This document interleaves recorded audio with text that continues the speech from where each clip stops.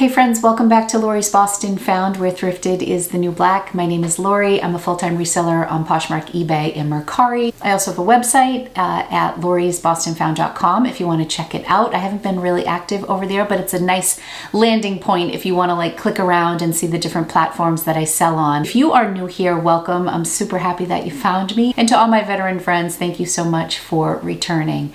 So today's video is going to be interesting because I am breaking it down into two parts. The first part of this video is going to be a recap of Thriftless February. If you are new to my channel, Thriftless February is something that I started last year in an effort to kind of press the pause button with parts of my business that were feeling a little bit out of control.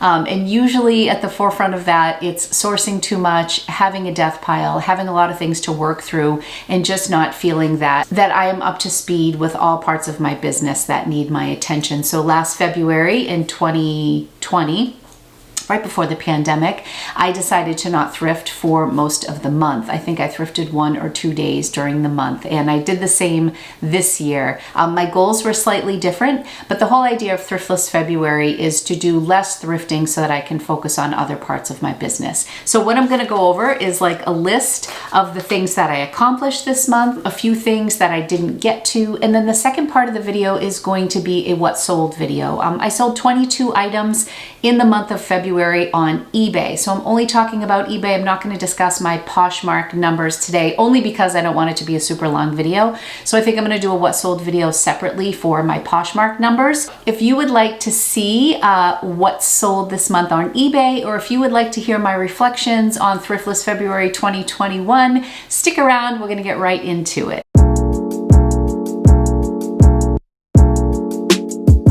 So I'm going to start with some of my thoughts on Thriftless February. I'm filming this on March 1st, so we are just finished with the month of February. It's a short month, and boy, does it go by fast. Did you participate in Thriftless February this year? I would love to hear your comments below. There's always a huge list of things that I want to get to in the month of February, and I'm always amazed by how fast the days go by. I go into February thinking, oh my goodness, I'm going to miss sourcing so much. I'm going to have all this time to get all this stuff done that I want to get done, and the days just fly by. So my Thriftless February was slightly complicated this year because around January 23rd or 24th, I was diagnosed with COVID, but I really felt it, and it definitely knocked me for a loop. So I kind of started Thriftless February about 2 weeks early. And it also hindered a little bit of my spunk for the month because my energy was tapped. I'm feeling fantastic now. It's been a little bit over a month, and I would say about 2 weeks ago, I really started to feel like myself again. Thank you so much to everybody who messaged me or said, I hope you're feeling better, Lori, or noticed that I looked exhausted in some of my videos and now that I have a little bit of energy back. So thank you for that. I just want to go through a list. I don't want to dive too deep into the things that I accomplished this month. And I also don't want this to come off look at all the things I accomplished in February, because that's not my aim for this at all. I know that we all shift our priorities sometimes, and I know for many of us who participated in Thriftless February, we were trying to thrift less so we could do other things with our business, and that looks different to everybody. So I just want to share with you some of the things that I did accomplish that I'm kind of excited about moving forward into March and the rest of 2021. And I want to cover a few things that I still want to tackle.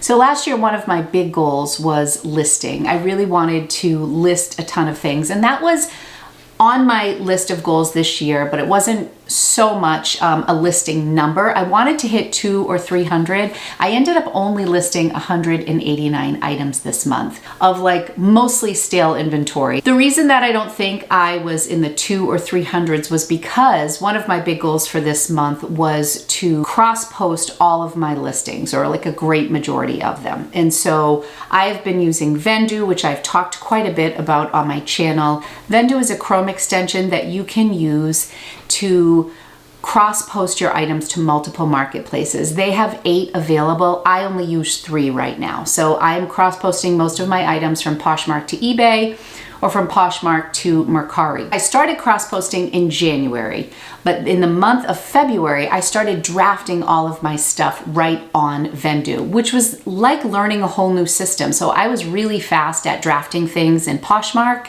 and then making them go live and then pulling them from Poshmark through Vendoo and listing them over on eBay. But what I'm doing now is I'm drafting stuff on Vendoo. One of the questions that people ask me a lot is if you can do drafts on Vendoo on your phone. I start my drafts in Vendoo, so I go in through Chrome on my iPhone and then I import my pictures and I just press save, and then I do everything else on my laptop because it is an extension for my laptop.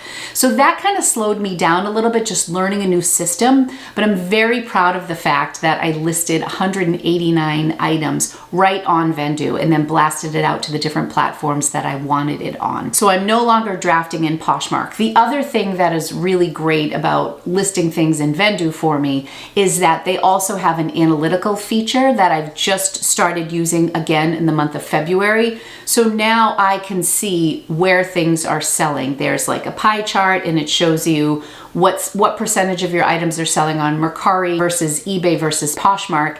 The only downside to that, and I don't know if it's just something I haven't figured out yet, is I'm only getting analytics for the things that are already in Vendoo. So I have about 700 items that aren't over on Vendoo because I haven't pulled everything in from Poshmark. So if one of those items sells, like an older item, it's not showing up in my analytics. So really my analytics are only for the items that I am pulling into Vendoo. If you have a smaller closet, like if you're starting with 2 or 3 or even 500 items, I feel like that would be easy to pull them all over. But because I have like 1,300 items in my inventory, the process is just taking me a little bit longer. But I'm so happy that I finally made Vendoo my home base. I know as time goes on, it's just going to bring me more information as I streamline that process. So with cross-posting, I actually sold my first item on Mercari, which was kind of a big deal to me. I know a couple people commented about the fact that they couldn't believe I wasn't already selling on Mercari, but I'm kind of a creature of habit and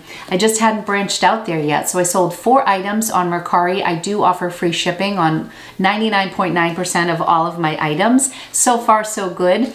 There is a little caveat with Mercari though, which I think is interesting, is they cap you at 100 listings until you sell stuff. So I don't know if that changes as you're on the app for longer, but when I go to list something, it will say, oh, it looks like you're already at 100 items. You need to sell a few things in order to list more. While it's a little bit annoying that I can't list more over there, it's also an interesting business strategy on Mercari's part because it almost incentivizes me to maybe lower some prices or send more offers to likers in order to move stuff. So I've been excited, like once I sell something, I can list something else. Brands that I'm noticing a lot of activity on are like Pink, Victoria's Secret, Anthropologie, Free People, and the North Face. Those brands seem to be drawing in a lot of attention, and I love the fact that you can see how many people have viewed your item over on Mercari. Another thing is I didn't thrift for 5 weeks. I think that kind of goes without saying. I touched on that in the beginning. I was sick in January, so for me to not thrift for 5 weeks is a super, super big deal, so I had to include that on my list. I launched my merchandise through Teespring. So Thrifted is the New Black is something, it's kind of been my little tagline since I started my YouTube channel, and I've been wanting to do merch for it for a super long time. So I finally launched my merch. If anybody's interested, you can click in through my bio on Instagram, or you can click the link below. I designed it through Teespring. I did the logo on Canva. I saved it with like a transparent background because some people have asked me about it. And then I pulled the design over to Teespring, designed it over there, picked the colors and things that I wanted, the items, and it's really cool over on Teespring because I don't house any of the stuff. I decide what colors I want to carry, the price point and all that stuff, and then I just get a small percentage of what sells. So thank you so much to anybody who has already bought my merchandise. I would like to do a little bit more with it, but I just wanted to test the waters and see how it went this month. So thank you so much if you've bought my merchandise, and tag me if you wear it. I'd love to share it on Instagram. I have this in black. I've lived in this. This sweatshirt is great. I also bought a hoodie from Posh Boss Blake when he was doing his merch at Christmas time, so I knew I loved the hoodies. This is an extra large for reference. I'm like a size 12, 14, and I absolutely love this style. I'm ordering it in gray and in maroon, and I decided it's just going to be my uniform for home. Okay, what else did we do here? Thrifters Villa is a podcast that I do with my partner Daniela, who is Ivy and Blush Bottega on Instagram, and she also has a YouTube channel. I can link her YouTube channel below. We launched a Patreon for Thrifters Villa. It's something that we've been talking about for a little bit, and it's basically bonus content that we're adding to the podcast for people who want to become patrons. And the fee is $5 a month, and everybody is going to get like a free downloadable. They're going to get bonus content from us. There's going to be like almost like a chat room where we can have one-on-one conversations with people in our Patreon group. And they also get ad-free episodes of Thrifters Villa. So we finally launched that. We carved out some time to do that. One thing that I'm really excited about is I hired my first official employee. So you guys may have met Lindsay in my Instagram. She was my first intern. She lasted just a little while because she got a full-time job as a nanny. After Lindsay got her nannying position, I was without help for a while, and then I hired Caitlin, who is another high school student. She's fantastic, and we started kind of like me just giving her cash when she came here, but then we decided to put her on the books very quickly and just make it official. So I ordered payroll checks, and she's now like an official employee. She started, and then I got COVID, so she couldn't come to the house for like 5 weeks. So it was February that I actually wrote her first official check from LORIBOSTONFOUND LLC. I have Jay to thank for that because he did all the legwork. Two more things that I'm just going to touch on really quickly is one, that I signed up to be an Amazon seller. I really can't speak to this too much yet. I just got my first wholesale order in. I'm in the process of trying to get ungated on Amazon. I feel like it is just this huge beast of a platform, and I am barely touching my toes into the water. I've joined a Bolo group with Crazy Flippin' Mom, and that's been really great. I've gotten a lot of information from that. I have a few friends who sell on Amazon, and they have been instrumental in just giving me some tips and pointing me in the right direction. But I don't have a lot to report on that because I have an order that I'm ready to send to Amazon, but I'm in the process of trying to get ungated in groceries, and it's like a completely different language for me. So I'm learning that, but I wouldn't say that was a huge accomplishment. I just signed up for it, but more to come on that. And then lastly, my biggest goal for this month was transitioning and finally getting an inventory system that I was proud of, that was functional, that enabled me to find inventory at a quick glance, and I'm so excited about my inventory system. My good friend Hope from Racks to Riches Resale told me about this QR system. The company is called ToteScan. Hope did a great video about her system. I encourage you to check that out. I will link Hope's channel below as well. You can check out her video, and then I'm doing my video at the end of this week. So I'm hoping it comes out on Sunday, but it might be next Wednesday because I just want it to be really good for you guys. It's been such a long time coming, but that has been my single biggest accomplishment of this month that I really felt I needed to do in order to save time with my business and just move forward in a more efficient way. I'm so excited about my new inventory system, and I can't wait to share it with you. So now a couple things that I didn't get to. I'm going to glaze over these really quickly so we can get to the what sold portion of this video. My YouTube channel took a little bit of a dip. I think because I didn't have content with hauls, which is generally a video style that people really enjoy on my channel. It's also a style video that I love to do. I only had like 1, maybe 2 haul videos all month, so things were a little bit slower on YouTube, but that's okay. Overall, my sales weren't as super strong this month, and I think it's because I was listing a bunch of stuff from my death pile, and it wasn't necessarily like a lot of hot items, brands that people were really seeking out. A lot of it was that lower end bread and butter mall brands. Some things were flawed, hanging around my house that I just needed to get listed. I think given the caliber of what I listed, my sales, I'm very proud of them. However, I did feel like sales were a little bit slower. It could just be the month. Everyone's bills are in from Christmas. February isn't always a super strong month for me, but I did want to note that. I never sent anything to The Real. I'm still looking at a pile over here. bad on me, but I did contact them. I'm trying to get a business account with them. So I'm working on that, but I never sent stuff out. Listing took me a little bit more time because I was learning a new platform, so I didn't get to as many listings as I wanted to.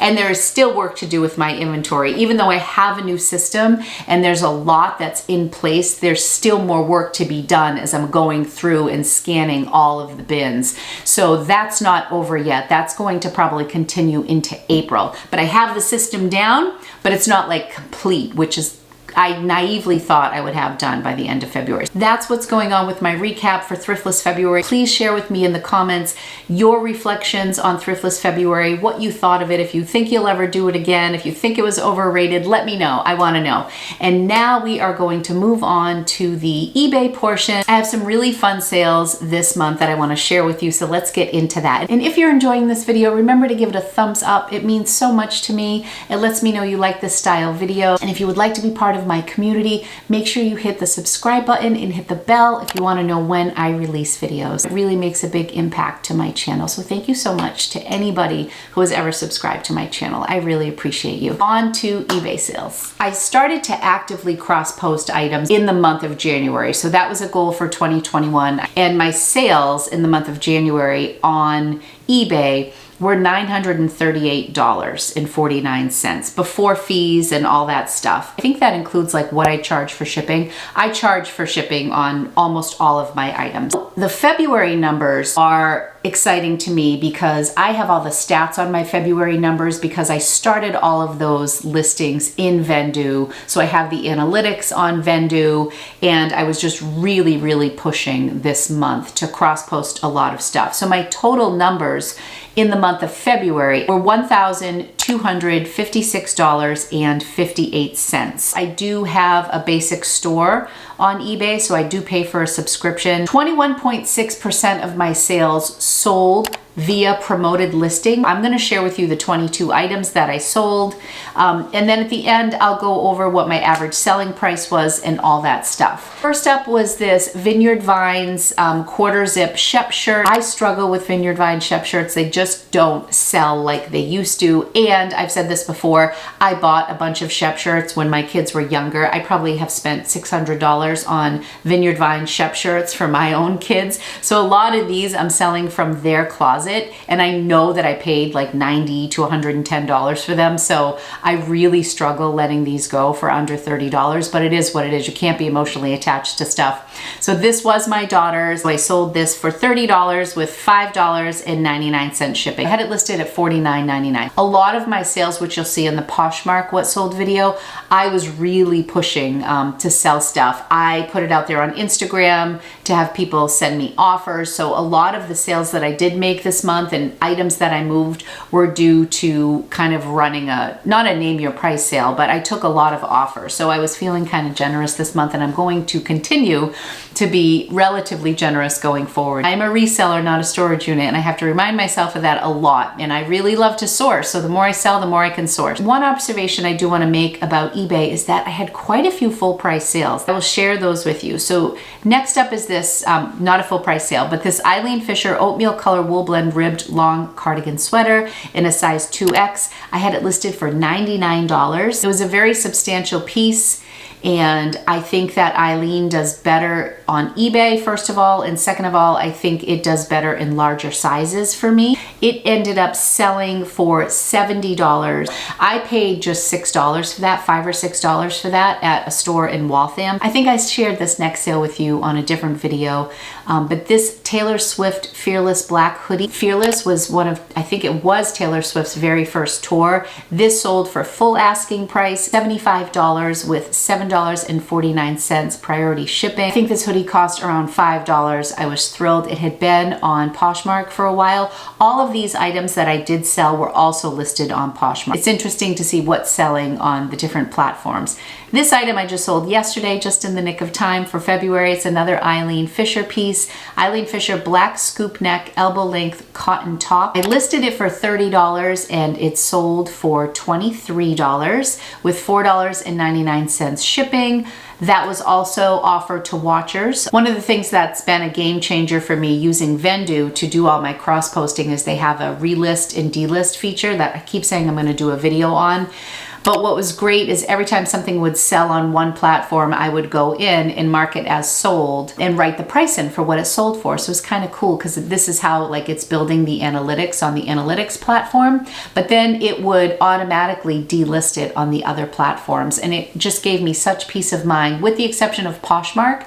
If you have active offers out on Poshmark, even if you go into Vendoo and mark it sold like on Mercari or eBay, it will not delist from Poshmark, but it will tell you that it's still listed. So what I've been doing is when something sells on another platform, I go into my listing on Poshmark and in the title write sold a few times in big bold prints, and then go into the description and write this item has sold. I think it's kind of ridiculous that Poshmark doesn't allow you to take down a listing if there's an active offer out on it, because what is going to happen is if somebody pays for it, then you're gonna have to cancel the order. Poshmark is the only platform of the three that I use, to my knowledge, that doesn't allow you to deactivate it, but I heard it from another viewer or heard it on Clubhouse or something, to just go in and write sold and sold. And so when people, even if they get the offer, they go to review the piece and they see that you've written sold all over the place, they're gonna hesitate before they press that accept. So far so good on that. Next up is this Vera Bradley Disney Parks Midnight Mickey crossbody bag. I picked this up also at Savers. I listed it for $38 on both platforms. This got a ton of attention and I sent out so many offers on Poshmark. It ended up selling for $30 on eBay, which was great, with $5.99 shipping. I'm not a huge Vera Bradley fan, but because that was Mickey and the price was right and the condition was good, I went for it. So I would probably pick that up again, especially seeing that it sold on eBay. I have another item from Eileen Fisher that's sold. This item, I believe I sent out offers on, and I think I went a little too low. This sweater was gorgeous. It's a current piece. It was 100% cashmere. I had it listed at $75 with $6.99 shipping, and I sent out offers for $45 and someone scooped it up right away. I only paid that $5 or $6 for this. I did not pay up for this, but it was just a gorgeous sweater. Next up was one I was really excited about. I found this hoodie for $3.99. These hoodies are really popular for people who go to Cape Cod. It's a beach and a restaurant that's on the beach. It's called the Beachcomber. My kids all have these hoodies. It's kind of a thing when you go to the Beachcomber, you come home with a hoodie. In the summer, you wear your hoodie at night. They're just super cute.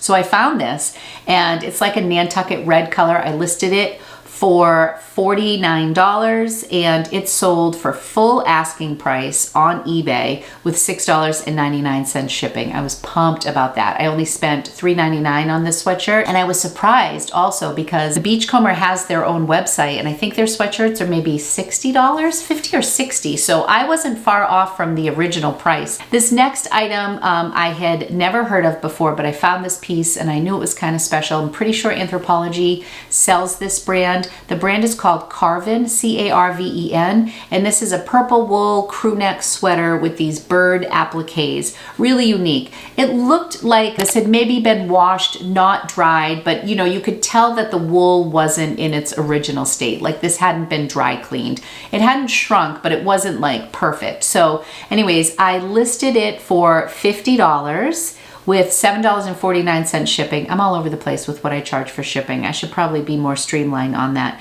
But I ended up selling for $30. Again, paid $5 or $6 for this sweater at the same spot that I shop at outside of Boston.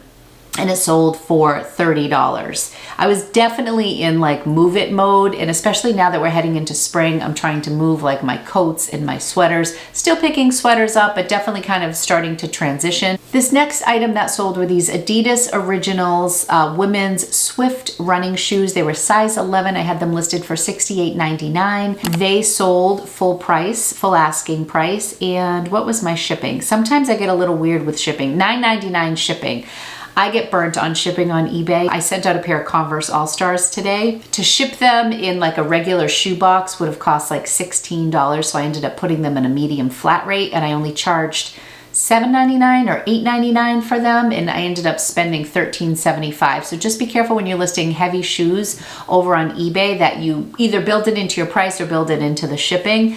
For lightweight sneakers, $9.90. I should have done the reverse. I should have charged $9.99 on the Converse because they're heavy, and these were light. I probably made a little money on this sale, but I charged $9.99 shipping. They were new without tag, but I think I may have gotten these at Savers. I got super lucky when somebody came out with a cart.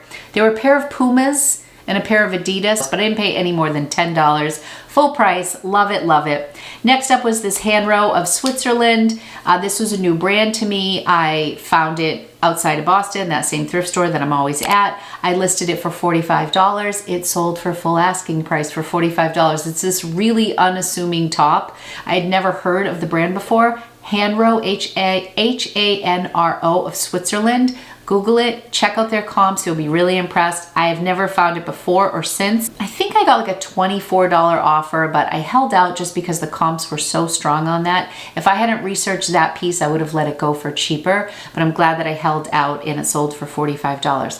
Next up, retail arbitrage sale, full asking price. Again, I'm gonna count up how many items sold for full asking price. I would say that generally speaking, things sell for full asking price more often on eBay than on Poshmark. This is a Young, Fabulous, and Broke wrap coat. I paid $10 or $15. I'm sorry, I'm doing this off the cuff. I think I paid $10 for this at TJ Maxx yellow tag sale. It sold for full asking price for $65. I was really happy with that. It was just one of those days where it was, I kind of needed this in my day. I needed this sale and I was so happy. I charged $6.99 shipping. This was so cute. This had been marked down several times at TJ Maxx. I love the brand Young, Fabulous, and Broke, but it doesn't always move for me, so I was thrilled with this sale. Next up was this Hobo International Trifold wallet. Hobo has really slowed down for me. I love the brand, I love the quality, but it takes a little bit longer to move it. I had picked this up at the last half off sale at Savers. I think it was marked $3.99. I paid $2 for it. I had it listed for $50 and it sold for $30, which I was actually really happy with $5.99 standard shipping. Next up was this Under Armour beanie that I picked up at the bins in Maine. It probably cost about 75 cents. I listed it for $18 and it sold in like a day for $12. So this is an example of something that I won't charge shipping for, a super light hat. You know, I probably spent $3, maybe $4 to ship it at most, and it cost me 75 cents. So I built that into my asking price. I really enjoy selling lightweight things over on eBay because you can offer a good deal with shipping. Next up were these women's Sandro high-rise button sailor shorts, cotton blend. I listed them for $28. They sold for $25. I think this was a relatively fast sale. I believe I got these at the bins in New Hampshire, and they were $5.99 shipping. I was very excited that I was selling shorts in February, so that was a win. I think this was an intimately free piece that I bought for myself. I think I paid full price for it, which was like $15.99 or $16.99 at TJ Maxx, and I just didn't like it on myself, so it had been upstairs. The tag was still on it. I tried it on a few times, and I'm like, I'm never going to wear this. So I decided to sell it, and I think I included it in a haul video. I got a couple inquiries about it, and it sold relatively quick, so this may have sold to a viewer, so if it did, thank you. It sold for $50. I listed it at $59.99 and it sold for $50 with $5.99 shipping. I love these $50 plus sales. This next one just sold last week, and this was, I think, my best sale on eBay this month. It was a Johnny Was silk embroidered dress. This was really fun because one of my best friends, Marguerite, how you doing, Marg? If you're watching this, she was shopping with her daughter at TJ Maxx, and she sent me a picture of this Johnny Was dress. TJ Maxx had it priced at $129. It was yellow tag clearance for $39. And she sent me a message and she said, do you want me to buy this for you? And I didn't get to it right away. And then afterwards I was like, oh my gosh, shoot, I'm so sad I missed you. I definitely want that. She's like, don't worry, I bought it. Like, she knows me very well. So she bought it for me. I listed it for $168.99. I got an offer for $150. I jumped on it. I was so excited. $7.99 for shipping. I listed this on February 3rd and it was paid for on February 23rd. I'm just looking right now where I see start time and paid time. This was only around for 20 days and it was a great return. And then I took Marguerite to breakfast and I said, you need to get a finder's fee for bringing me that awesome dress. Thank you, Marg. This next dress, I think I talked about this already. It was this linen maxi dress, really not my style. I found it at the bins in Maine, which was the last time that I went thrifting before I got sick. And I hesitated for like half a second. It just wasn't me, and I don't do great with dresses. And I was like, nah. I picked it up. It was this light blue linen sleeveless midi dress. I listed it for $65 and it was a full asking price sale. And now I can look at the real stats for you. I listed it on February 4th and it was paid for on February 6th. Imagine if I had passed on this. I don't even think I spent that much money in my entire haul in Maine. So this was such a quick flip. I turned about $1.50 into a $65 sale in 2 days. And if we're counting, that's like my third or fourth Eileen Fisher item that sold this month on eBay. Next up were these men's REI nylon blend hiking shorts. I listed these on February 12th. They sold on February 13th. REI, not a brand that I get super excited about. I'm sure I picked these up at the bins because this is not something I would have picked up anywhere else. I listed them for $32. They sold for $25 with $4.99 shipping, but I probably paid $2 for them and they sold really fast. Those two items sold super fast. Next up, these Bontrager men's padded cycling shorts. I listed them for $45. I bought these at Savers in Framingham. I think I paid about $5 for these. I think they were listed at $6. I had 20% off. So listed them for $45. I got a $25 offer and I accepted. Again, trying to move stuff. This was a significant savings to my buyer, but I don't regret it. I say all the time, there are very few pieces that I sell for a little bit less of a profit margin that I regret. Then there are items that I hold out for and don't sell. I usually regret the latter way more frequently. Like, why did I not accept that offer? I've learned that I'm better off accepting offers and moving things than being stingy and holding on to them. But it's still a trap for me no matter what. These got so much attention. These were Roccos. They were these men's Nike dry fit olive green track pants in a size medium.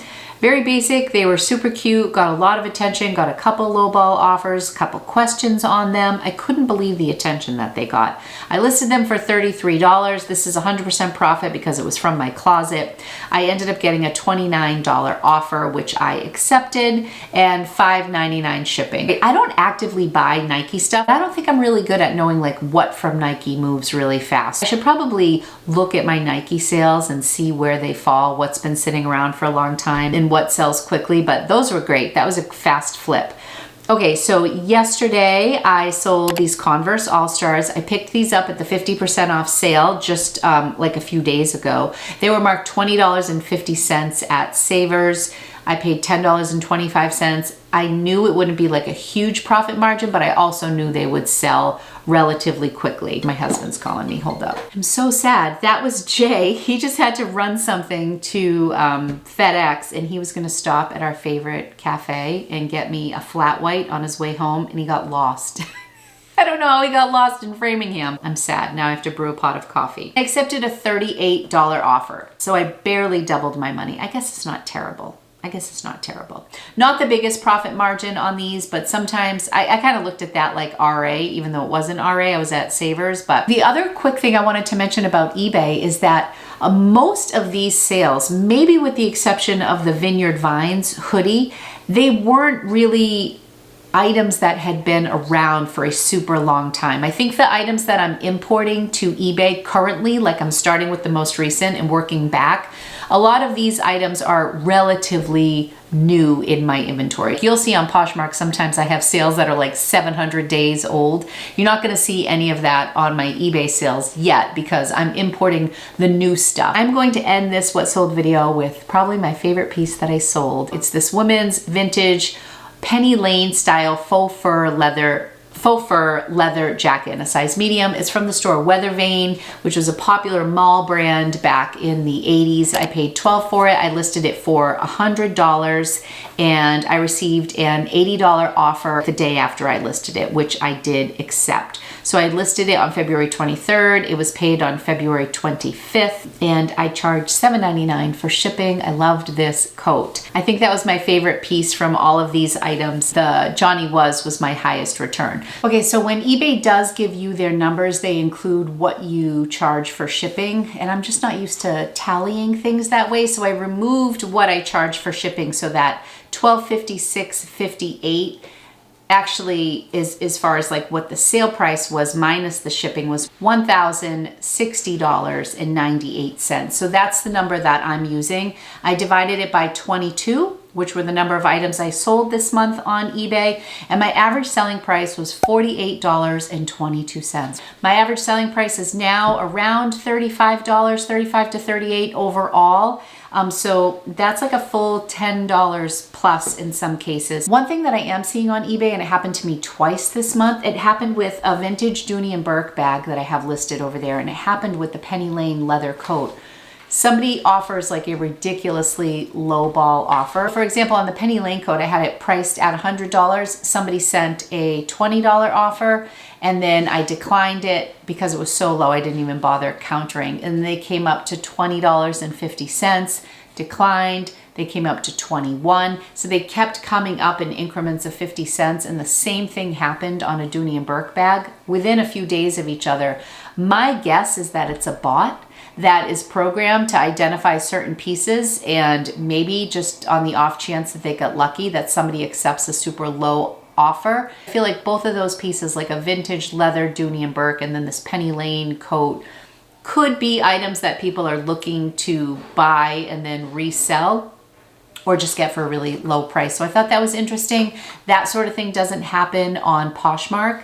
Or at least hasn't happened to me yet. So that was an interesting thing on eBay. I'm learning all the little nuances about these different platforms, but I really wanted to share my eBay numbers with you, talk about the experience I'm having with cross-posting in Vendoo. If you are interested in signing up for Vendoo, I do have an affiliate link where I do get a little bit of a kickback, but you will receive 25% off your first month of service with Vendoo.